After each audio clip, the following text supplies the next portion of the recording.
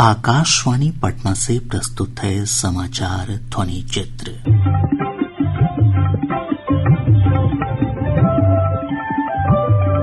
आज के इस अंक में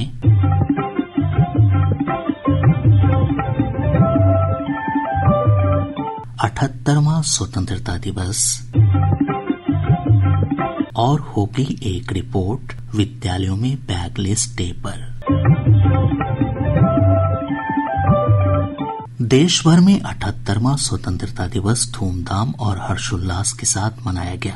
नई दिल्ली में लाल किले की प्राचीर से प्रधानमंत्री नरेंद्र मोदी ने ध्वजारोहण किया और देशवासियों को संबोधित किया। श्री मोदी ने कहा कि सरकार राष्ट्र को मजबूत बनाने और लोगों के जीवन में बदलाव लाने के लिए प्रतिबद्ध है। जीवन में बदलाव लाने के लिए रिफॉर्म का मार्ग हमने चुना और मैं देशवासियों को विश्वास दिलाना चाहता हूँ, रिफॉर्म के प्रति हमारी जो प्रतिबद्धता है वो पिंक पेपर के एडिटोरियल के लिए सीमित नहीं है। हमारे रिफॉर्म्स की ये प्रतिबद्धता है वो 4 दिन की वाहवाही के लिए नहीं है। हमारी रिफॉर्म्स की प्रक्रिया किसी मजबूरी में नहीं है, देश को मजबूती देने के इरादे से है।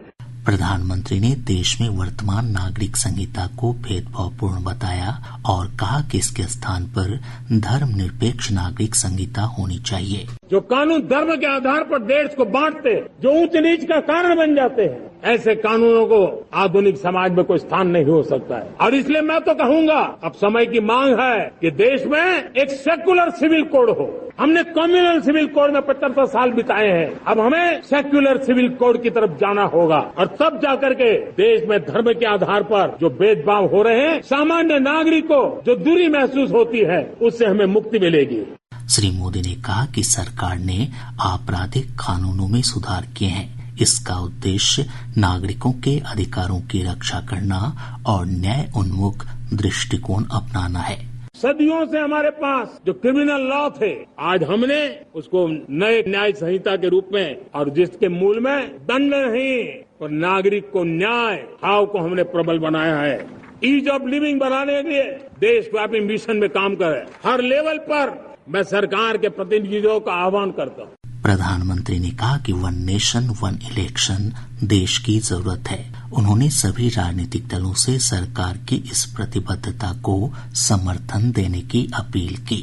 हर काम को चुनाव के रंग से रंग दिया गया और इसलिए देश में व्यापक चर्चा हुई है। सभी राजनीतिक दलों ने अपने विचार रखे हैं। एक कमेटी ने बहुत बढ़िया अपना रिपोर्ट तैयार किया है। 1 नेशन 1 इलेक्शन के लिए देश को आगे आना होगा। मैं लाल किले से तिरंगे की साक्षी में देश के राजनीतिक दलों से आग्रह करता हूँ, देश के संविधान को समझने वाले लोगों से आग्रह करता हूँ कि भारत की प्रगति के लिए, भारत के संसाधनों का सर्वाधिक उपयोग जन सामान्य के लिए हो, उसके लिए 1 नेशन 1 इलेक्शन के सपने को साकार करने के लिए हमें आगे आना चाहिए।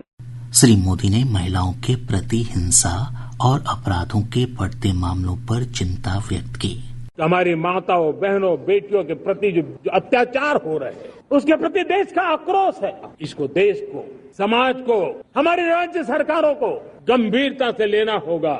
महिलाओं के विरुद्ध अपराधों की जल्द से जल्द जांच हो, राक्षसी कृत्य करने वालों को जल्द से जल्द कड़ी सजा हो, वो समाज में विश्वास पैदा करने के लिए जरूरी है।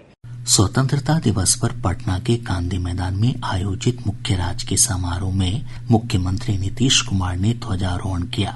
इस अवसर पर श्री कुमार ने कहा कि राज्य सरकार युवाओं को सरकारी नौकरी और रोजगार उपलब्ध कराने के लिए प्रतिबद्ध है। उन्होंने कहा कि अगले विधानसभा चुनाव से पहले सरकार 12 लाख युवाओं को सरकारी नौकरी प्रदान करेगी।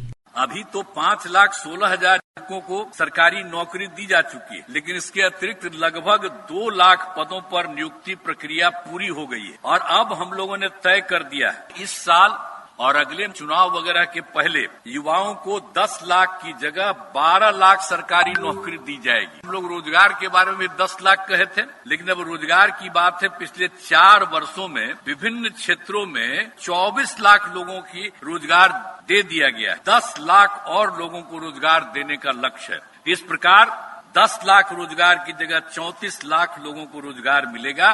मुख्यमंत्री ने कहा कि अब सरकारी विद्यालयों में बीपीएससी के माध्यम से शिक्षकों की नियुक्ति प्रक्रिया शुरू की गई है।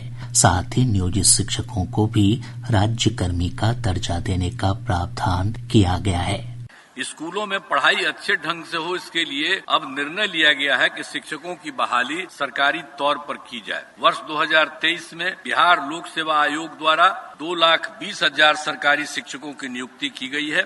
शेष पदों पर भी बहाली की जा रही है। नियोजित शिक्षक भी हमेशा चाहते थे कि उन्हें सरकारी शिक्षक बनाया जाए। इसे देखते हुए इन शिक्षकों को सक्षमता परीक्षा के माध्यम से सरकारी शिक्षक बनने के अवसर दिए जा रहे हैं। पहली सक्षमता परीक्षा में पास होकर लगभग 1,80,000 नियोजित शिक्षक सरकारी शिक्षक बन गए। जो शिक्षक अब बच गए हैं उन्हें भी सरकारी शिक्षक बनने के लिए मौके दिए जा रहे हैं। राष्ट्रीय शिक्षा नीति के प्रावधानों के तहत शिक्षा मंत्रालय ने कक्षा 6 से 8 तक के बच्चों के लिए 1 वर्ष में 10 दिन बिना बैग के स्कूल आने की पहल की है। मंत्रालय ने इस संबंध में आदेश जारी कर दिया है। एक रिपोर्ट।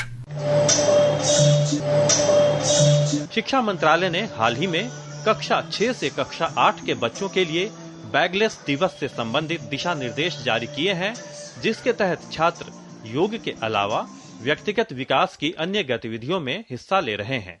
राष्ट्रीय शिक्षा नीति 2020 की सिफारिशों के आधार पर शिक्षा मंत्रालय ने स्कूलों के लिए ये गाइडलाइंस जारी किए हैं, जिसका मकसद छात्रों पर कॉपी किताब का बोझ कम कर आनंदपूर्ण, व्यावहारिक और तनाव रहित पठन पाठन का माहौल तैयार करना है। इसके मुताबिक 6ठी से 8वीं कक्षा के छात्रों को 10 दिन बिना बैग के स्कूल जाना होगा, जिस दौरान वे व्यक्तिगत और कौशल विकास से जुड़ी विभिन्न रचनात्मक गतिविधियों में हिस्सा लेंगे। छात्रों को अलग अलग जीवन कौशल यानी लाइफ स्किल्स से अवगत कराने के मकसद से NCERT ने 10 दिनों के बैगलेस पीरियड से जुड़े दिशा निर्देश जारी किए हैं। इन दिनों में शिक्षक छात्रों के लिए विभिन्न इंडोर और आउटडोर गतिविधियां आयोजित करेंगे।